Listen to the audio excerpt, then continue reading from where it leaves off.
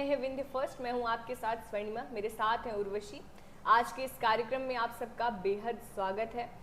शुरुआत करते हैं हम हमारी विंध्य की खबरों से। यहाँ पर सबसे पहले तो जिस तरह से हमें पता है कि अब कल चुनाव है, एक दिन का भी समय शेष नहीं रह गया है और प्रचार की जो प्रक्रिया है वो पूरी तरीके से थम चुकी है। जिले में धारा 144 लागू कर दी गई है और जो 8 विधानसभा सीटें हैं मऊगंज और रीवा जिले को मिलाकर उनके लिए मतदान होने हैं, उनकी तैयारियां आज से ही पूरी सड़कों में हर जगह दिख रही हैं। जो चुनाव होने इसमें इंजीनियरिंग कॉलेज में सारी व्यवस्थाएं की गई हैं। इसका इंजीनियरिंग कॉलेज का जायजा जिला निर्वाचन अधिकारी और रीवा कलेक्टर प्रतिभा पाल ने लिया। इसमें बताया जा रहा है कि यहाँ पर 2014 मतदान केंद्र बनाए गए हैं मतदान के लिए। इनमें से ईवीएम से मतदान होगा। मतदान का समय सुबह 7 बजे से लेके शाम के 6 बजे तक का होगा। इसमें बताया जा रहा है कि 16 नवंबर यानी आज के दिन इंजीनियरिंग कॉलेज से निर्धारित अपने मतदान केंद्र के लिए जो मतदान सामग्री है वो प्रस्थान होगी। इसके साथ ही लोगों के साथ होगी। इसमें 8 विधानसभा सिमरिया, सिरमौर, मनगवा, रीवा, गुड़, देर तालाब, मऊगंज और त्योथर के लिए मतदान सामग्री और ईवीएम के वितरण के लिए विधानसभावार अलग अलग काउंटर बनाए गए हैं। साथ ही में मतदान संपन्न होने के बाद इंजीनियरिंग कॉलेज में ही ईवीएम और मतदान सामग्री जमा की जाएगी। उसके बाद कलेक्टर और जिला निर्वाचन अधिकारी ने इसमें यहाँ का भ्रमण कर मतदान सामग्री का वितरण के लिए की गई व्यवस्थाओं का जायजा इन्होंने लिया और इन्होंने ये भी कहा कि सामग्री वितरण तथा जमा करने के लिए जो तैनात कर्मचारी और रिजर्व कर्मचारी हैं वो 17 नवंबर को रहेंगे। साथ ही में इसमें बताया गया है कि किस तरह से इंजीनियरिंग कॉलेज में मतदान दलों की एंट्री होगी। इसमें बताया जा रहा है कि इंजीनियरिंग कॉलेज में सभी विधानसभा क्षेत्रों के लिए सामग्री वितरण की अलग अलग व्यवस्था की गई है और इस संबंध में आयुक्त जो नगर निगम तथा नोडल अधिकारी सामग्री वितरण जो है संस्कृति जैन, उन्होंने बताया कि विधानसभा क्षेत्र रीवा और गुड़ के सामग्री वितरण करने वाले अधिकारी, कर्मचारी और मतदान कर्मी गेट क्रमांक 4 से प्रवेश करेंगे। उसके बाद विधानसभा क्षेत्र जो देर तालाब है उसके कर्मचारियों के लिए गेट क्रमांक 2 निर्धारित किया गया है। मऊगंज, मनगवा, सिमरिया के लिए क्रमांक 2 निर्धारित किया गया है और इसमें बताया जा रहा है कि त्योथर के कर्मचारी और मतदान कर्मी गेट क्रमांक 7 निराला नगर से प्रवेश करेंगे और गेट क्रमांक 3, गेट नंबर 5 और गेट नंबर 6 बंद रहेगा। जी, तो जिस तरह से कल वोटिंग है तो आप सब भी अपने घरों से निकलिए और अपना मतदान करिए। उसी तरह से जिस तरह से अभी बताया गया कि प्रचार प्रसार अब बंद हो चुका है, चुनावी प्रचार। विंध्य का मुकाबला ये पेज है पत्रिका का। यहाँ पर एक हेडलाइन दी गई है कि विधानसभा चुनाव विंध्य में 50 से ज़्यादा गांव ऐसे हैं जहां प्रचार के लिए नेता भी नहीं पहुंच पाते हैं। सुविधाएं तो बहुत दूर की बात है। तो उसी तरह लिखा गया है कि सतना विधानसभा चुनाव के लिए मतदान की तिथि पास आते ही सरहदी गांवों की चर्चा भी शुरू हो गई है। ये वो गांव हैं जो दूसरे जिले के नज़दीक है। भौगोलिक स्थितियों के कारण यहाँ के ग्रामीण बाजार दूसरे जिले में करते हैं, यानी साफ है कि उनकी तहसील दूसरे जिले में है। तहसील गांव से दूर है, ब्लॉक गांव से दूर है, जिला गांव से दूर है, यानी उनको किसी भी प्रकार की कोई सुविधा मुहैया नहीं हो पा रही है। उसी तरह से नेता तक वहां नहीं पहुंच पा रहे। जिस तरह से कहा जाता है कि जब चुनाव आते हैं तो नेता हर गांव, हर पहाड़ी इलाके को खोज कर वहां पहुंच जाते हैं वोट मांगने के लिए, लेकिन ये 50 से ज़्यादा ऐसे गांव हैं विंध्य क्षेत्र में जहां नेता भी नहीं पहुंच पाते हैं। यहाँ पर कुछ जिलों में गांव ऐसे दिए गए हैं जो एक जिले से दूसरे जिले के बॉर्डर पर है, जिसकी वजह से वहां नहीं पहुंच पाते हैं। लिखा गया है कि मैहर जिले की धनेदी कला और कोयलारी गांव की भी रोचक कहानी है। धनेदी कला गांव कटनी जिले के विजय राघवगढ़ इलाके में है। कोयलारी गांव शहडोल जिले में है। यह गांव 2 तरह से बाण सागर बांध से घिरा हुआ है, यानी देखा जाए तो एक जिले से दूसरे जिले की जो सीमा है उससे घिरे होने की वजह से यहाँ पर सुविधाएं नहीं पहुँच पाती हैं। बाजार काफ़ी दूर रहता है। और एक और रोचक बात है कि सतना के 5 गांव जो शामिल नहीं होना चाहते हैं सतना जिले में, वो सतना जिले के ही हैं, लेकिन 5 ऐसे गांव हैं जो शामिल नहीं होना चाहते। पन्ना जिले के बीच में सतना का गुंजहिया गांव है। यहाँ से दतुनहा पंचायत मुख्यालय 40 किलोमीटर दूर है। थाना 60 किलोमीटर है। तहसील ब्लॉक 75 किलोमीटर है। जिला मुख्यालय 101 किलोमीटर दूर है। नागौद विधानसभा क्षेत्र में आने वाले इस गांव में पवई पास में है। गुंजहिया के साथ महुआ खेरा नया गांव भी, यानी देखा जाए तो 60 किलोमीटर, 40 किलोमीटर, 75 किलोमीटर, और मुख्यालय जो है जिला मुख्यालय वो 101 किलोमीटर देखा जा रहा है। जी, अब हम बात करते हैं हमारी अगली खबर की। तो यहाँ रीवा जिले से खबर आ रही है कि जिला बदर का ये आरोपी था जिसने अपनी पत्नी को मार कर उसकी हत्या कर दी। अब जो पुलिस है वो जांच में जुटी हुई है। ये खबर जो है ये हर अखबार में दी हुई है। इसमें है कि गुड़ थाना अंतर्गत ये जो गांव है, डगरदुआ गांव है, उसमें बीती रात जो जिला बदर का आरोपी था, और आपको ये भी बता दें कि ये आरोपी पहले से ही इस पर थाने में दर्जनों प्रकरण दर्ज थे। इसकी तीसरी शादी थी ये। इसके पहले जो इसकी पहली शादी थी, इसमें बताया जा रहा है कि इसकी पत्नी इससे परेशान होकर अपने मायके चली गई। दूसरी पत्नी को भी ये इतना मारा करता था जिसकी वजह से वो भी इसे छोड़ के चली गई। तीसरी शादी थी जिसकी उसने हत्या कर दी। और इसमें बताया जो बॉडी मिली है वो पूरी तरीके से नीली पड़ी हुई है, साथ ही में खून के निशान हैं और पूरी बॉडी में चोट के भी निशान है और घर में खून के निशान है। इसमें बताया जा रहा है कि रात को विवाद हुआ था। विवाद का कारण बताया जा रहा है कि घर के आंगन में जो धान पड़ा था उसकी फसल को कमरे में रखने को लेकर पति पत्नी में विवाद हुआ, जिसके बाद उसने अपनी पत्नी को बेरहमी से मारा और उसकी हत्या कर दी। साथ ही में वो फरार हो गया। पुलिस उसकी अभी तक तलाश करी लेकिन मिला नहीं है वो आरोपी। इसने रात को ही जो उसके बच्चे थे, जब सुबह हुई तो बच्चों का नाम बताया जा रहा है दृष्टि और रुद्रवीर। उन्होंने जाके पड़ोसियों को बताया कि मेरी माँ की हत्या कर दी गई है, और उन्होंने ये भी बताया कि उनके पिता ने ही ये हत्या की है। फिलहाल आरोपी की तलाश की जा रही है। जी, अगली खबर की बात करें तो पत्रिका का रीवा प्राइम पेज है ये। यहाँ पर ये खबर, हालांकि स्टार समाचार में भी इस खबर का जिक्र किया गया है, जहां रीवा शहर में शहर के नज़दीक बरा में परेशान किसानों ने शिकायत की है। लिखा गया है कि रबी की फसल के लिए इनके नहर से पानी छोड़ दिया गया और इनकी फसल बर्बाद हो गई। यानी खरीफ की फसल की बात करें तो धान की कटाई नहीं हो पाई थी, उसके पहले ही पानी छोड़ दिया गया, जिसकी वजह से इनका नुकसान हुआ है। लिखा गया है कि किसान प्रभावित हुए हैं। बताया गया है कि कई किसानों की अभी धान की फसल भी नहीं कट पाई है और कुछ की कटी है जो खेतों में पड़ी हुई है। अधिकारियों को नहर टूटी होने की सूचना दी गई थी, इसके बाद भी मरम्मत कराने की जहमत नहीं उठाई गई।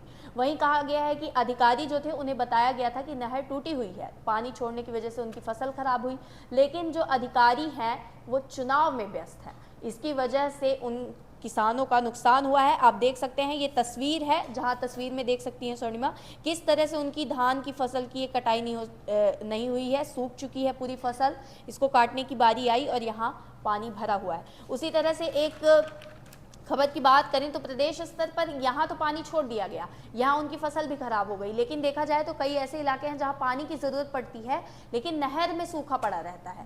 मुआवजे देकर नहर तो बना दी जाती है लेकिन नहर में पानी नहीं मिल रहा है। उसी तरह की एक बड़ी खबर है कि प्रदेश में बिजली की मांग सबसे अधिक हो रही है। 18,000, अभी कुछ दिनों पहले हमने पढ़ा था कि 15,000 मेगावाट की मांग उठ रही है, लेकिन अब 18,000 मेगावाट पहुँचने की उम्मीद बताई जा रही है। जी उर्वशी, अब हम रुक कर लेते हैं हमारी राज्य स्तर की जो खबरें हैं। तो चुनाव को लेकर ही भास्कर खास में दिया हुआ है कि जो अब 1.5 महीने से प्रदेश नापा गया, अब जनता करेगी छालों का हिसाब। इसमें दिया जा रहा है कि शिवराज और कमलनाथ जो हैं उन्होंने सभाओं की सेंचुरी पूरी की है, लेकिन फिर भी शिवराज सिंह चौहान सबसे ज़्यादा आगे रहे हैं चुनाव प्रचार में। इसमें दिया हुआ है कि किसने किसने कितने प्रचार किए हैं, क्या कैसे है, कांग्रेस का भाजपा दोनों का ही दिया हुआ है। तो इसमें दिया हुआ है कि पूरे प्रदेश भर की अगर बात करें तो भाजपा नेताओं ने कुल 634 सभाएं और रोड शो किए हैं।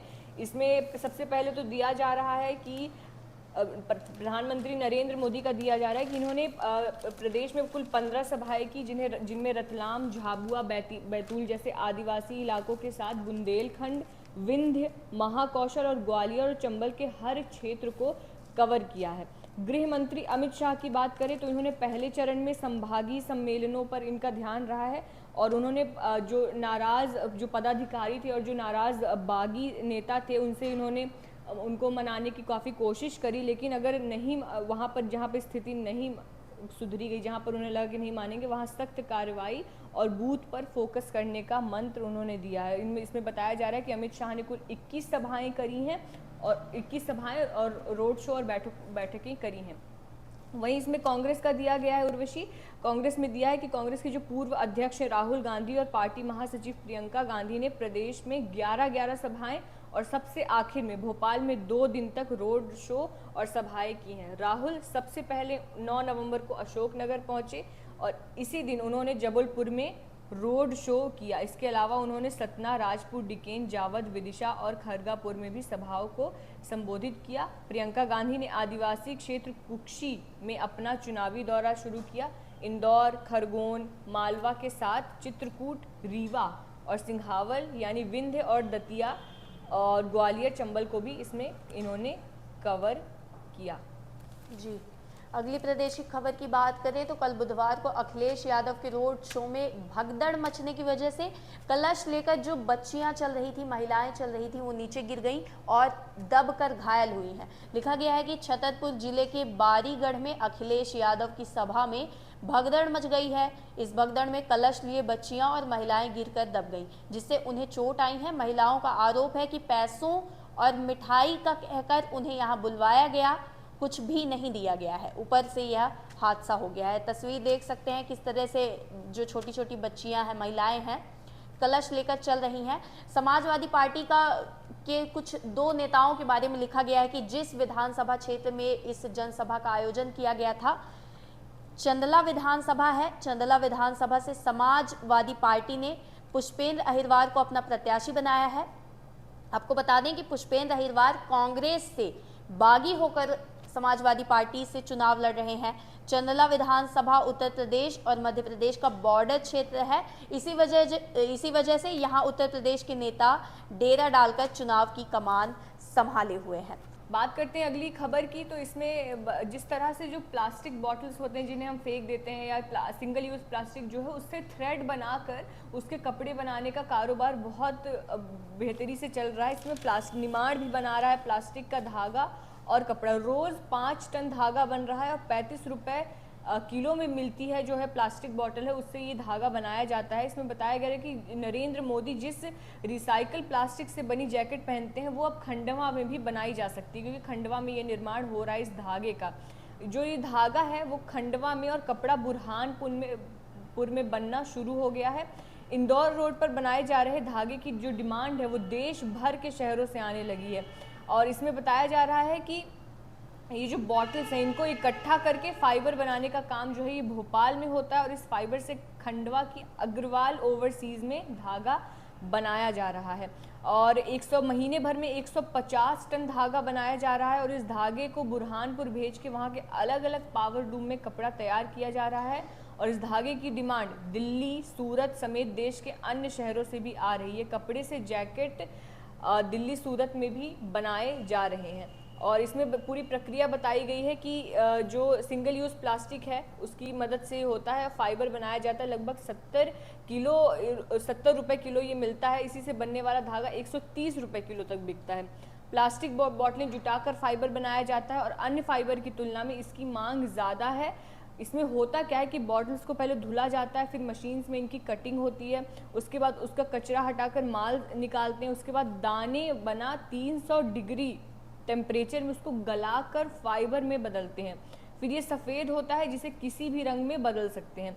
उद्योगपति सुभाष अग्रवाल का मानना है कि ये फाइबर बनाने का उद्योग भी खंडवा में शुरू किया जा सकता है। जी, एक और हमारे पास अपडेट आ रही है चुनाव को लेकर।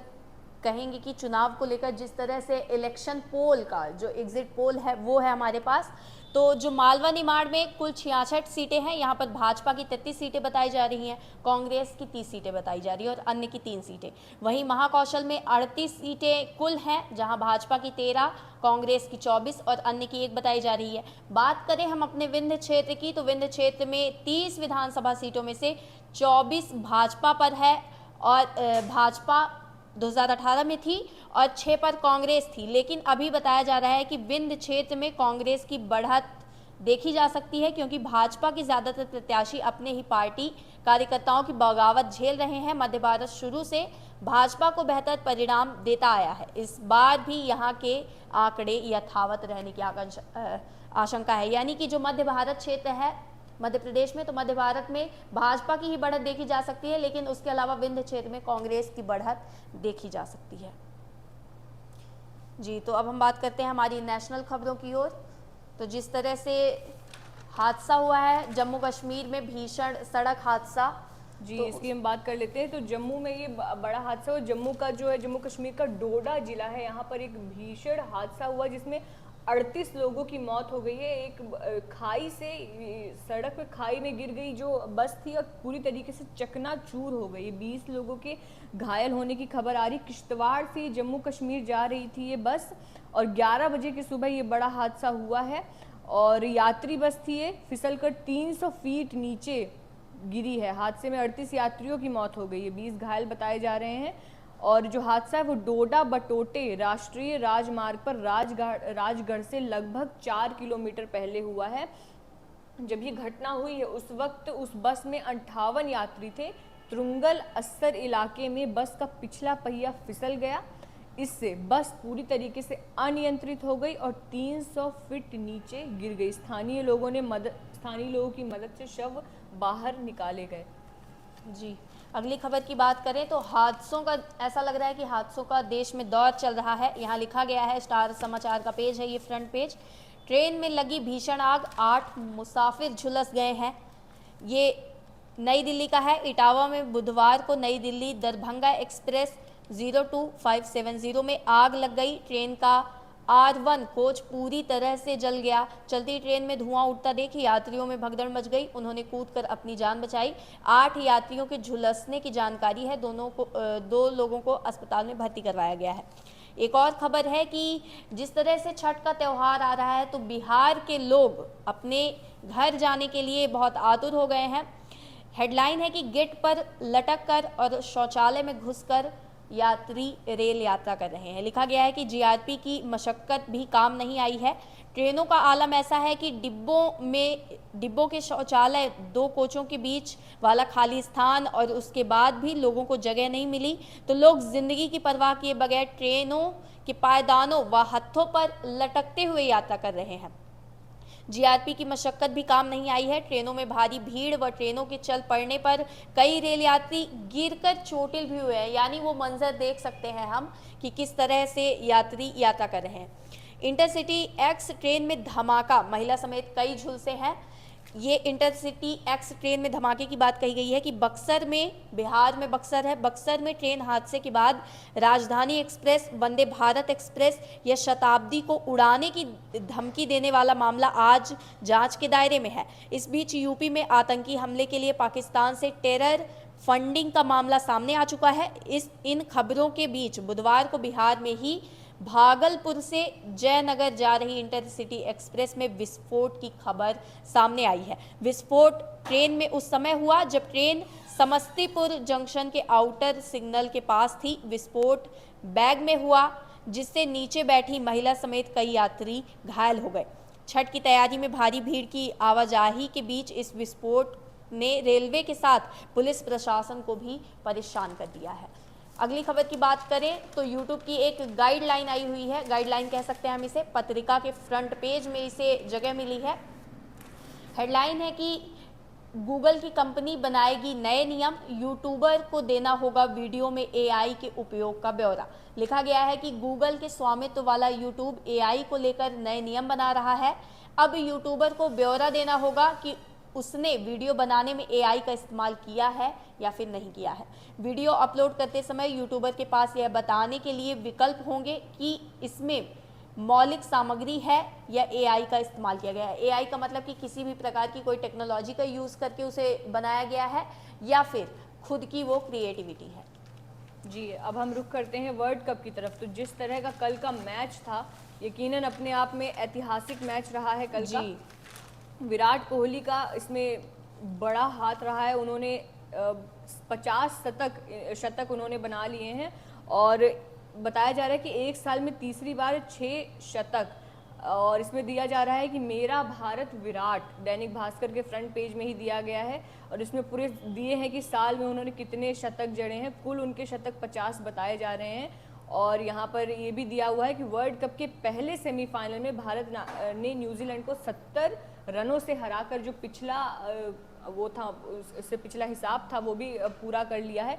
117 रन बनाया है विराट कोहली ने और 50वीं सेंचुरी जड़ी सचिन तेंदुलकर का भी रिकॉर्ड उन्होंने तोड़ दिया है। और प्लेयर ऑफ द मैच जो रहे हैं मोहम्मद शमी, उन्होंने वर्ल्ड कप में पहली बार 7 विकेट लेकर कीर्तिमान रचा है। श्रेयस अय्यर ने 70 गेंदों पर ताबड़तोड़ 105 रन बनाए। इसी के साथ वर्ल्ड कप में महज 1 कदम की दूरी अब रह गई जी है। बिल्कुल, इसी के साथ भारत अब शान से जो है वो फाइनल में पहुंच चुका है। एक सेमीफाइनल और है जो दूसरे टीमों के बीच खेला जाएगा। भारत अब फाइनल में पहुंच चुका है। जी, ये बड़ी बात है जी भारत के लिए। अब हम रुक करते हैं कार्टून्स का। तो आज बहुत सारे चुनाव चक्र में बहुत सारे कार्टून्स हैं यहाँ पर हमारे पास। तो सबसे पहले जब चुनाव प्रचार बंद हो गया है उसी को लेकर ये कार्टून्स हैं, पूरे कार्टून्स उसी पे हैं। तो पहले एक में दिखाया हुआ है कि प्रचार वाली जीभ, इसमें दिख रहा है कि प्रचार बंद हो गया है और नेताजी की जो लंबी जीभ है उसका इस्त्री किया जा रहा है कि अब इस जीभ की ज़रूरत नहीं है। वहीं एक है जहाँ पर दिखाया जा रहा है कि प्रचार बंद है तो अब जो नेता है उसके मुंह पे ताला लगा हुआ है, लेकिन बताया जा रहा है कि एक्चुअल बंद वर्चुअल चालू। जिस तरह से सोशल मीडिया के थ्रू प्रचार हो रहा है उसको लेकर ये उसके परिप्रेक्ष्य में दिया गया है। अब जैसे प्रचार बंद है तो मालाएं जो है वो स्टेज पर बिखरी पड़ी हैं और गधा वहाँ पे खड़ा है, तो इसमें बताया जा रहा है कि अब प्रचार बंद। वहीं प्रचार करते करते नेताजी इतने थक चुके हैं कि वो पैर उनके बहुत दर्द है, इस पर डॉक्टर कह रहा है कि इन्हें सिर दर्द की गोली दे दो, घुटनों में भी आराम आ जाएगा। वहीं इसमें दिया हुआ है कि अब काम पर लगी दारू की बोतल। इसमें ऐसे इमेजिन बनाया गया है कार्टून जिसमें दारू की बोतल है। इसमें कहा जा रहा है कि अब आप आराम करो, प्रचार का काम मैं करूंगी। जी, उसी तरह पत्रिका में भी एक छोटा सा कार्टून है झरोखा। लिखा गया है कि राजस्थान है, भाजपा का घोषणा पत्र आज, कांग्रेस कल जारी कर सकती है। यहाँ 2 सज्जन हैं, इनमें से एक शायद भिखारी हैं। ये कहते हैं कि घोषणा पत्र कौन पढ़ता है, अब तो ज़माना मुफ्त की रेवड़ी का है। तो ये रहा आज का हमारा कार्यक्रम। कल मतदान है, आप सभी अपने घरों से निकलिए, मतदान करना आपका अधिकार है। सभी वोट करिए, अपना नेता चुनिए और ऐसे नेता को चुनिए कि जो आपके क्षेत्र का विकास करे, आप लोगों के बारे में सोचे, प्रो पब्लिक होकर काम करें। और इसी के साथ ये हमारा कार्यक्रम आज का। ऐसे ही हम रोज़ आते हैं आपके साथ खबरों को लेकर, मुख्य अखबारों को लेकर। तो बने रहिए हमारे साथ। वीडियो पसंद आए तो लाइक करिए, शेयर करिए और चैनल को सब्सक्राइब करिए।